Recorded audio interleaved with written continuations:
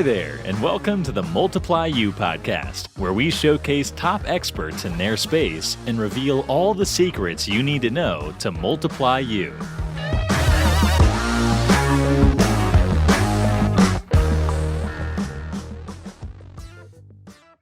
Hey, good morning, everybody. Austin Clark here, host of the Multiply You podcast.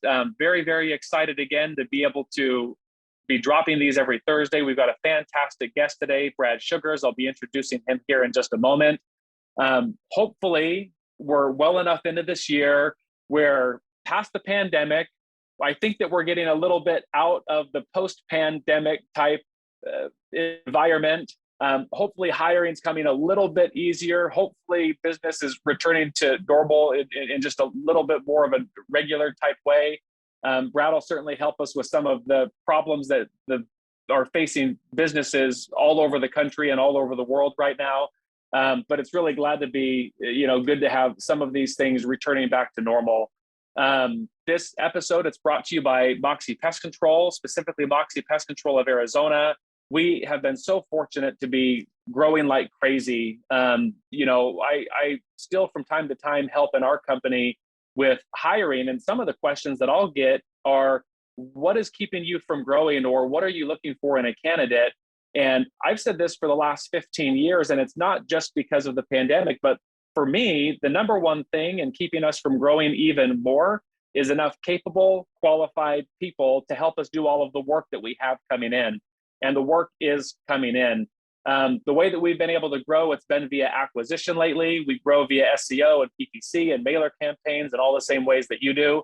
And so if anyone's on now or knows anyone specifically in Phoenix, except for we're starting to do some buying in Missouri and Kansas City and Minnesota and Chicago and other markets that we are throughout the United States, put them in contact with me. They can call me, they can text me, and all my info is out there. It's really, really easy to find. We've got Brad Sugars on today. We visited for just a moment before the show, and I'm excited for some of the things that he'll be able to share with us. He's a pro. Check out his website. It's bradsugars.com. He's been doing this forever, and just has lots of value that he'll be able to add for us today. Professionally, nobody has created a bigger impact on Brad Sugars than in his life than Jim Rohn. As a team, and I want to talk a little bit, Brad, about this, but it said Brad scrimped and saved his allowance in order to afford tickets to a Rohn seminar. And despite being the youngest person in the audience, what he learned there has informed his own business practices and philosophies throughout his life. Now, internationally known as one of the most influential entrepreneurs, Brad Sugars is a best-selling author, keynote speaker, and the #1 business coach in the world. Over the course of his 30-year career as an entrepreneur, Brad has become the CEO of 9 Plus. And I think that we talked just before that this is outdated because you bought 2 companies just last week or in the last quarter. And so, it's 11 plus companies, and is the owner of a multimillion-dollar franchise, ActionCOACH. As a husband and father of 5, Brad is equally as passionate about his family as he is about business. That's why Brad is a strong advocate for building a business that works without you, so you can spend more time doing what really matters to you. Brad, welcome to the show. Thanks for being here. How are you doing today? Austin, doing fantastic. And those 5 kids, it's the baby's birthday. So it's like we're getting set up for the birthday party on the weekend. So lots of fun things happening around this house. Graduation from school and right into the summer festivities, just like that. Yeah. No rest. Yeah. So that's where I want to start then. So this Jim Rohn conference, you were saving your allowance. What did you do to save money? How long did it take you? And why the heck would you want to go to a Jim Rohn conference and not the latest blockbuster that was out? I mean, you were 16. Unique from the beginning. 16. Yeah. I was really lucky. I won the Rotary Youth Leadership Award in my area, and Rotary Club then sent me away for a week-long training on how to be successful and how to be a leader at 16 years old. And it sparked in me the yearn to learn, the desire to learn. And I saw this Jim Rohn coming up in the Brisbane City Town Hall. And I thought, what would I do to get to that? And I tried to negotiate a smaller fee for a kid. I tried to negotiate a free one, and I couldn't get that. So I actually sold one of my bicycles I had two bikes and I sold one of them, and that got me into Mr. Rohn. But I'd been working since I was 13, delivering newspapers and stuff. So I was pretty okay with money, because at age 13, actually, it was real interesting. When you decide you're going to be successful, at what age do you decide I'm going to be successful? And it's not about decide to be rich or decide. It's when you decide to be successful. I still remember age 13, and my mom and dad, we moved from Darwin in Australia to Adelaide, and the cool thing at the time here, I'm going to age myself. The cool thing at the time was Levi's 501 jeans. And Austin, you're way too young to remember that, of course. I was going to say, I don't even know what you're talking about. So, but and we didn't get those. We got corduroy jeans from Kmart, and I remember getting teased about the corduroy jeans and getting in a fight and going home and after getting in big trouble at school and thinking to myself, I will never, ever not have the money to buy whatever I want ever again. So from 13 onwards, I just kept growing, doing, learning things. And, Mr. Rohn taught me a real simple thing. You can grow into any type of person. You can grow into your goals. And whatever your goal is, if you're willing to grow, you can achieve it. And if you're not willing to grow, then don't set the goal. It's the old don't complain about the results you didn't get for the work you didn't do thing. Sure. So this conference was when you were 16. You certainly hustled to be able to, first, I loved at such a young age that you were negotiating, looking for a 16 and below ticket or a free ticket. They were having no pity on you at all, were they? No. The guy actually said to me, this is a great line. He said, you will learn as much from making the money to get here as you will from being here. And I thought, dang, that's a good sales line right there. It's a good sales line right there. And so then you shared the experience about the jeans. And so would you say then, Brad, was it at 13 that you decided that, was it kind of that experience that you said, yeah, I'm going to be successful at all costs, no matter what, I'm going to have the money to do what I want, with who I want, where I want? I think that was the starting point of it.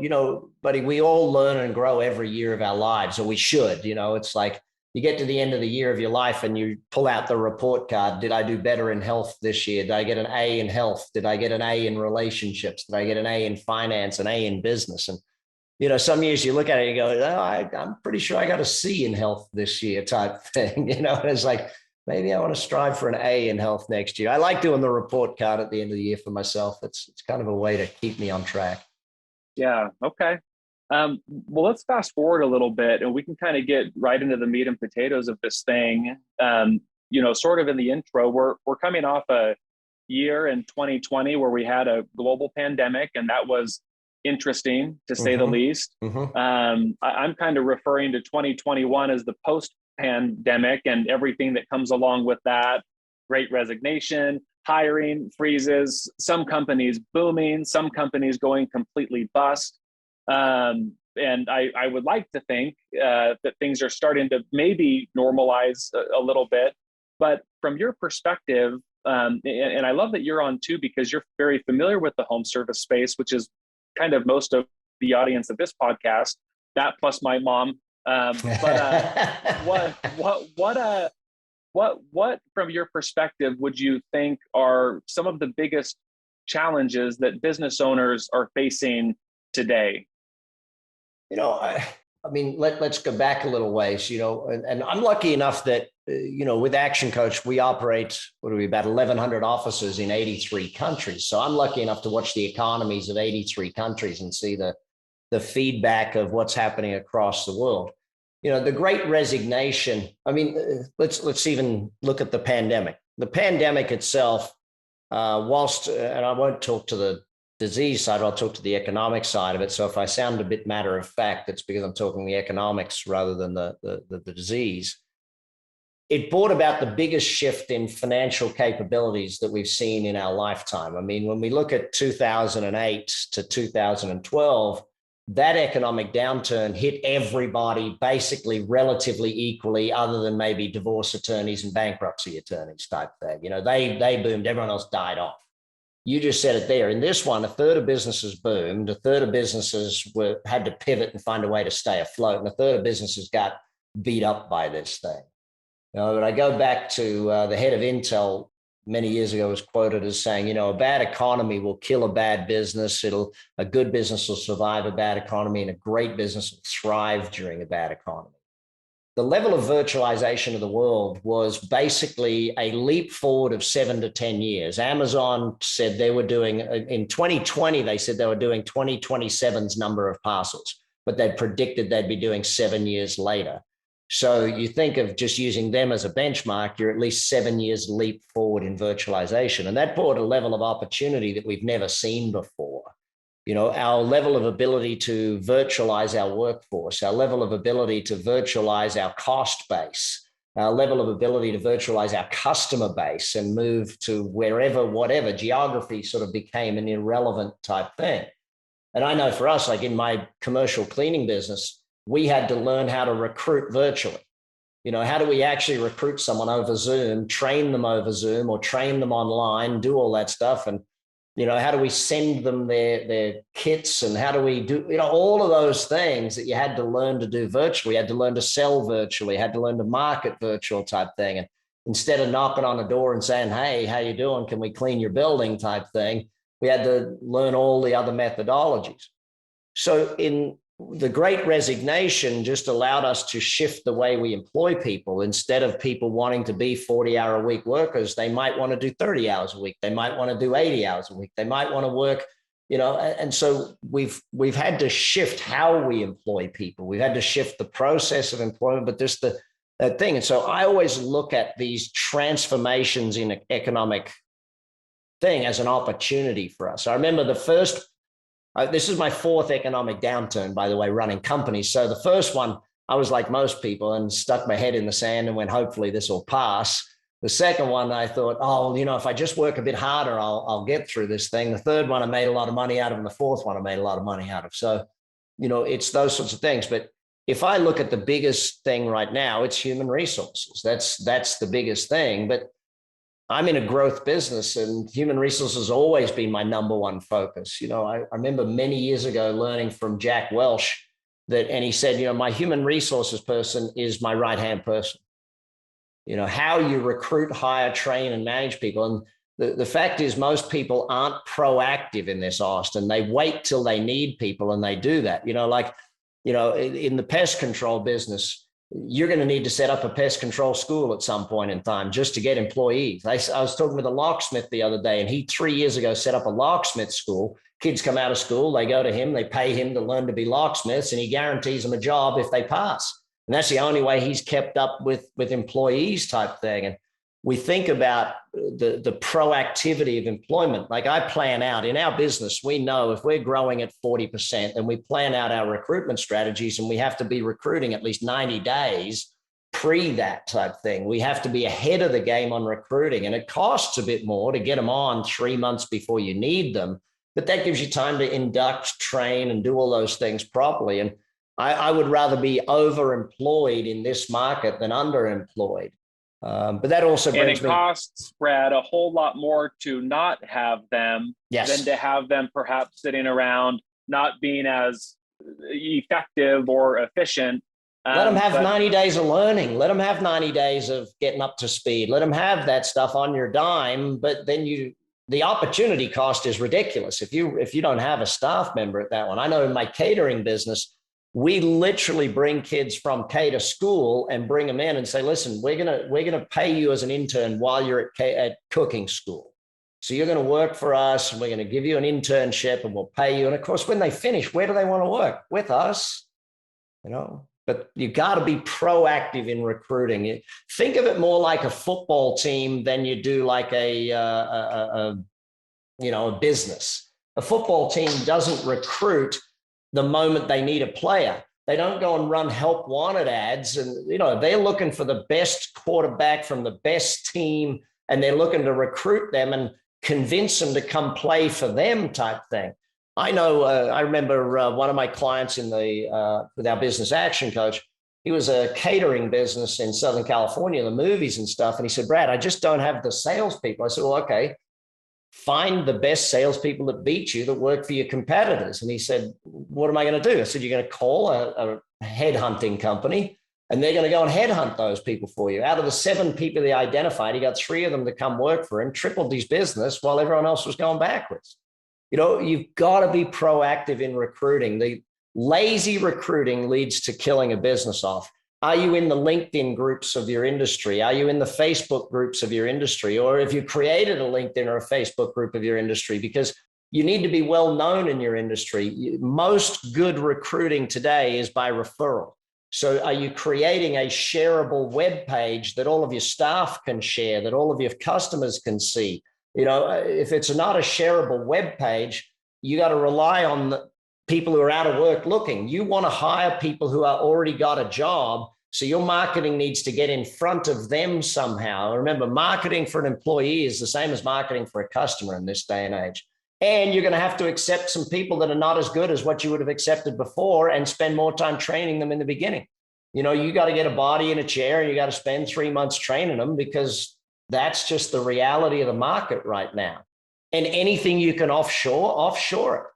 Anything you can have taken up by a junior. I know in our cleaning business, we've got a bunch of juniors that we've brought in to do the stuff that we don't need a fully qualified person doing. We got a bunch of things that we can get a kid doing that I don't need any professionals doing, so get assistance for people. Outsource it. And I like what you said too. I mean, the best of the best, the A players, the top performers, they are not unemployed. No. They are not searching for a job necessarily. They are working for your most competitive competitors. Yeah, or in another industry. Yeah, or in another industry, but you could transfer them across type thing. You're in pest control. You could grab a gal from 10 different industries that are similar, and she would be amazing for you type thing. So that's what we look for every time. But that's sort of the biggest thing. That plus inflation's obviously going to hit a lot of us, and we're going to see the ramifications of inflation in the next 3, 6, 12 months. That's going to put a slowdown on a few things. And obviously, every one of us has got to keep getting customers. So marketing is going to be a thing too. And also jumping back, Brad, to kind of what you said earlier, that this is your 4th recession. This will be my 2nd operating in a business. And I think that the first one people go through, there's a lot of fear. I've never done this before. I don't know what this is going to look like. Am I going to lose my business, or what? And I think that fear, that scarcity mentality is not very good. You find the people that double down on their marketing, double down on their recruiting, double down on their creativity and ingenuity to be able to provide service and value to customers, perhaps in a different way. You are going to thrive, and you're going to capture market share that other competitors that are fearful aren't going to, because you're thinking differently. The conversation that we're having, it really is getting to profits. You published a book not too long ago, Pulling Profits Out of a Hat. In that you outline 5 disciplines of perfect. There it is right there, of exponential growth. What inspired you to write that book? What was it? A need that you saw? Was it a frustration that you had from working with so many people or in your own businesses? And then walk us through some of those disciplines. Yeah. So what I saw, and if we go back, the perfect example of this is, because it's what I do every day. What I do every day, I describe to people as I Ray Kroc things. So I'll find a business that's in a singular location that has a great systemic approach, great marketing, good customers, good profitability. And I'll say to myself, how many sites can I see this thing in? We just sold our property management company. And again, it was in one location, Austin, Texas. We then put it across all of Texas. And then luckily for us, a Californian company came along and said, we're a technology company. We love your systems. We'd like to buy your company. And what, you want to pay me technology multiples? Sold. We'll take it. We'll take it. So, but when I look at what Ray Kroc did with McDonald's, helping people understand that exponential growth factor and understand what it takes to do that. And so what we did, Monty, my co-author, and I, we sit and looked at our clients to do that, because we're pretty lucky. We got about 280,000 clients around the world, or members of our organization with ActionCOACH. And we watch the growth rates of those. And so we can see who's doing what. And so in studying the ones that have exponential growth, our study realized there's 5 core disciplines in those. And in no particular order, there's strategy, business development, people, execution, and mission. And we break each one of those down in the book and actually talk about it. Like If I look at strategy is of a business is really four things. And the first two, one of them is leverage, which my definition of leverage is do the work once, get paid forever. So, if you look at Apple went from a model of do the work once, get paid once when they were selling computers. You make a computer, you sell it, you get paid one time type thing. And then Steve Jobs came back and took them into the music business. You do the work once, you get paid over and over and over again. Then they were getting beat up by Spotify. So they bought Beats headphones so that they could also do music rental. They do TV rental now. You sign up. So you look at that whole thing. How do you get a customer once and keep them forever? And that's why I love your business, because you get a customer once, you're spraying them forever. No, and you can't get beat on the internet. That's the other reason I love your business. You can't beat me on the internet. So that's why I love the commercial cleaning business. Someone's got to show up, dude. You can't just buy this on the internet. Someone's got to show up. Yeah. So when you look at that, so then the second area is where you look at scalability. So the next sale costs less and is easier. That's my definition of scalability. So if a business growing, if it gets harder as it grows, then your scalability strategy is incorrect. So it's learning scalability and learning how to do that. And the biggest factor in scalability in this day and age is the removal of humans, and specifically the removal of humans in the sales process. You look at all Uber did. Uber just removed humans from the taxi business. You think about the taxi business. If anyone who's old enough remembers, you had to make a call. You spoke to someone who then spoke to the dispatcher, who then spoke on the radio to all the cars. And eventually, after 3 people handled that information, eventually someone got to you, maybe. Maybe. So, what an operational mess taxi industries used to be. As you remove humans from, and most specifically in business, the sales process, look at the car business right now. The purchase of a car. I remember I just bought myself a new, I'm a sports car guy, but I got 5 kids. So I bought the Lamborghini Urus. I went online, I built the car on the website, clicked the button. They called me the next day and said, hey, Brad, you forgot to add this one, which you'll need here in Vegas in the heat. And this one you won't need in Vegas. So done, sold, car's done. You buy things without having to deal with a human and your sales will go up. Look at Amazon. 1 click purchase type thing, 2 at the most to be able to make a purchase. And then you've got also marketability and opportunity. Opportunity is the size of the business opportunity. Personally, these days, I don't get into anything that I can't do 100 million in. It's just not worth my time, energy, or effort type thing. When we first got ActionCOACH to 100 million and several hundred million and stuff like that, you sit there and you go, why am I bothering with these small things when I should be just focusing on the big ticket items or the big businesses in my portfolio? So we sold out of a few in the portfolio, moved to bigger businesses.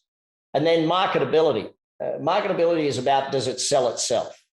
You look at your business, it sells itself. Scorpion shows up, quick, call the pest control company. You don't have to convince people to get pest control. You just have to convince them to get it from you. And that's where, if you look at, like here in my hometown, Zappos shoes. Zappos went from 0 to $1 billion in 10 years. Now, in this day and age, that doesn't seem fast, but when they did it as a retailer, it was massively fast. And how was early? That was 2000, right? 2000 to 2010 that they did that, when the internet was still figuring itself out and in its infancy. Yeah, Tony Hsieh just, what a deal, what a thing. Yeah, Tony, Andy, and Fred over there, they did a phenomenal job of taking something that was already selling, shoes. You already knew you needed them. You already knew you wanted them. They wear out. You want fashion ones. You want some for your kids. They grow out of them. They took a product. They didn't have to invent a new product. They didn't have to invent anything new. All they did was invent a new way of selling it. And all of a sudden, but the marketability of shoes is a given. And so these are some of the things that we look at. And then you go to business development. It's about 3 main areas again. And biz dev is really your sales, your marketing, and your customer service. And I look at most businesses, they're good enough at biz dev to replace existing customers that they lose, but they're not good enough at it to open a new office every month. See, I talk about exponential growth and people say, well, what do you mean by that? I said, well, okay, here's my question to determine if you're set up for exponential growth. How are you going to open in India? And people look at me like, what do you mean open in India? I don't want to open in India. I said, well, that's my point. See, when you think, if I have a strategy that means I can open in, maybe not India, maybe Indiana, But if I've got a strategy that I can open new offices and consistently open new stores or offices or whatever my business is, then I have a strategy that allows me exponential growth. Because the market is so much bigger outside of the trading areas you're currently doing business in than it is in the trading areas you're currently doing business in, type thing. And that's why I love what you're doing, Austin, because you're in acquisition mode to keep growing, and that's where you'll get exponential growth from, sort of thing. So yeah, how you do your sales, how you do marketing, how you biz dev, another big part of it that we teach in the book, and that I teach in all my online courses and all that sort of stuff. Third is your people. You build your people, they build the business. My dad taught me when I was very young. I went and complained to him and I said, Dad, I just can't get good people. And he looked me dead in the eye and he said, son, you get the people you deserve. I'm like, what? He said, well, you're an average manager running an average business. What makes you think you'll ever get a great person want to work for you? Leave it to Dad to shoot straight with you, huh? Yeah. Through the heart, like talk about the Australian mentality of straight to the point. But he was right. Until I started running great companies and became a great manager and a great leader, of course, there was no desire for great people to want to work for my company, and that's where today you look at it, and we talk about the recruiting we discussed earlier. I ask companies, well, what's your Glassdoor rating? And they're like, what do you mean Glassdoor rating? Well, what's your rating from your staff? How do they rate working for your company? How many awards have you won as best company to work for? Well, none. How many have you entered? None. Okay, well, that's why you've won none, because you've entered none. You need to have those awards in this day and age. How we recruit, hire, train, and manage people determines the growth of our business. And fourth is execution, which really comes. So in people, it's about leadership, right? Where in execution, it's about management. Management is a system of working people. Leadership is an art form of getting the most out of people. Management is about productivity and competency. So if there's no competency, they need more management. If there's no productivity, they need more management. If leadership, on the other hand, is about passion and focus. So if there's no passion or no focus, then the leadership is lacking. So when we coach business people, we coach them to build all this into their organization. But execution is management, planning, and systemization.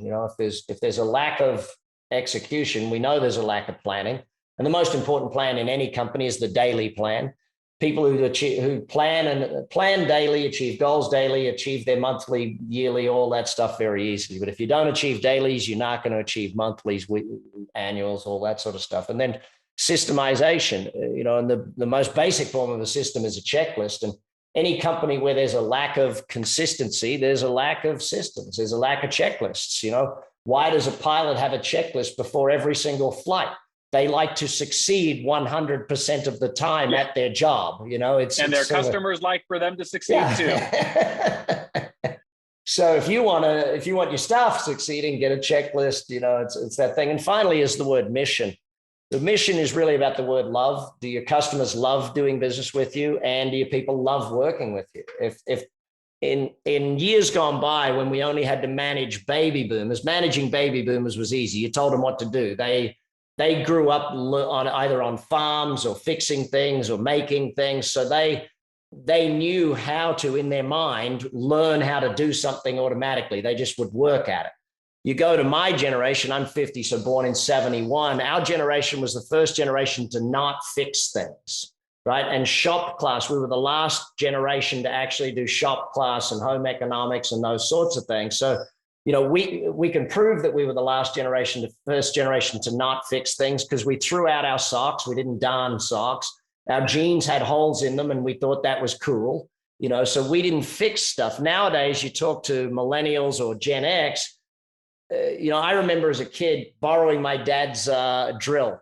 And if I didn't get that drill, if I broke that drill, I was in deep, deep trouble. Nowadays, a drill's $20. You break it, you throw it away, you buy a new one, sort of thing. And so that our management has had to get to more, and our leadership has had to be more mission driven. Why people do things today is more important. The millennial generation should have been called Generation Y, as in WHY. Why are we doing this? What is the mission of our company? What are we aiming to do? What's our carbon footprint?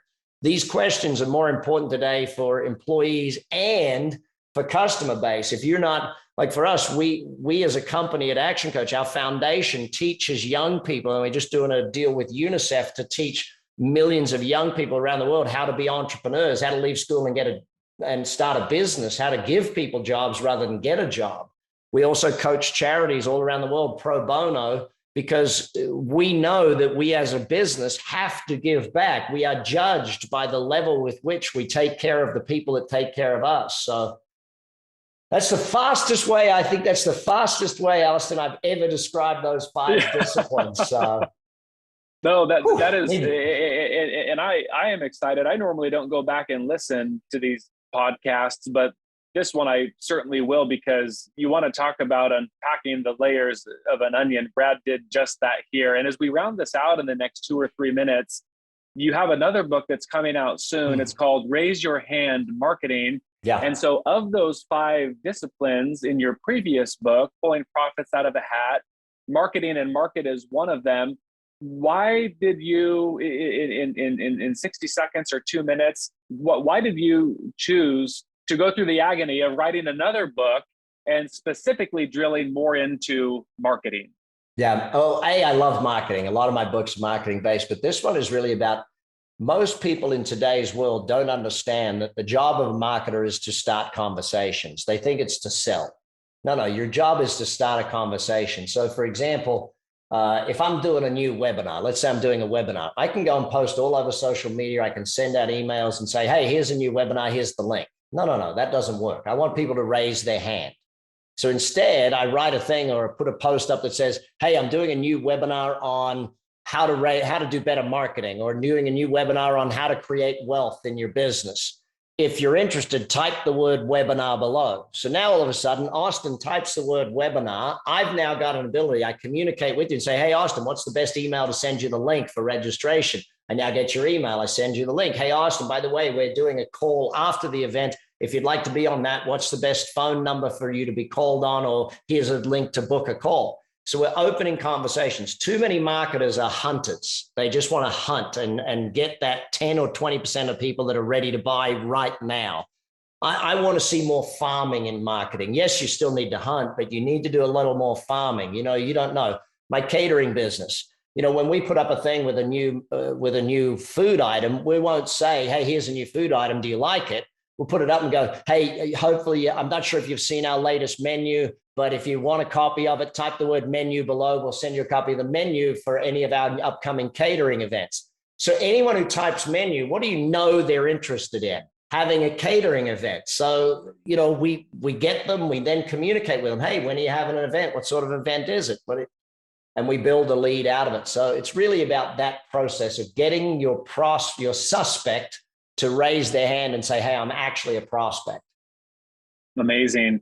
Brad, thank you so much for being so generous with your time. What is the best way for people to contact you or to get a hold of one of your coaches? Is it the bradsugars.com website, or what's the best way to do that? For me, you'll find me on any social media. My team get me on every single social media. There is even Pinterest and TikTok these days, mostly on LinkedIn or Facebook or Instagram. But for ActionCOACH, if you want to get a coach or even, we buy you your first session for free. All of my coaches do 5 pro bono hours a week. We work with 5 business owners every week to help them at least get started and get on that. So go to actioncoach.com and just click the button, find a coach, and we'll buy you your first session for free.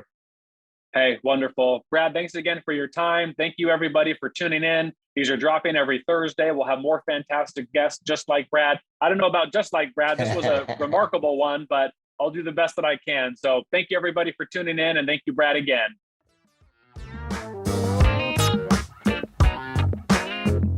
Thank you for listening to the Multiply You podcast. You'll see us again soon when you subscribe for future episodes.